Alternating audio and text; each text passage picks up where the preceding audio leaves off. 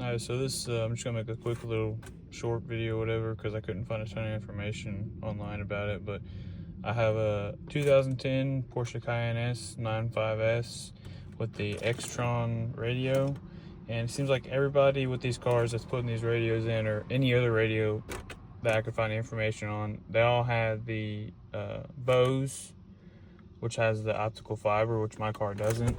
And if you had that, then you would use what's this?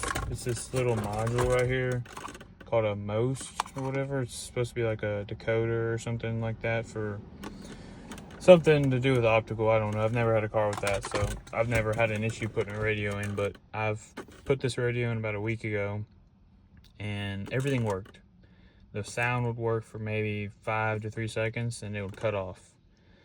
So I found out that I don't even need that box, and I guess the factory, I guess you call it base, without optical fiber or the BOSE or anything like that, it goes through, I guess, the cables or something, because I haven't hooked up any of these connections like you would normally do on a radio for sound. So the only thing that I had to do to fix my sound issue was tap.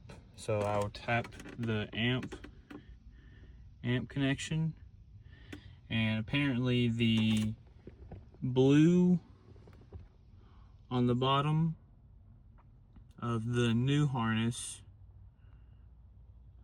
so this is the new harness, the bottom blue on the new harness is white on the OEM harness right there, which would be above the optical if you had it. But if you don't, in this case, tap the white on the bottom, which, like I said, is the blue now, and that'll get you radio turned on when keys on, get you sound, so it gets the signal to the amp, because this car still has an amp technically, it's just not the BOSE amp, so it still has to get power. That's why it would play for 5 seconds, get initial power, see it's not getting a signal as if the car's off, so then you would have no sound, but obviously everything else will still work because that's getting power.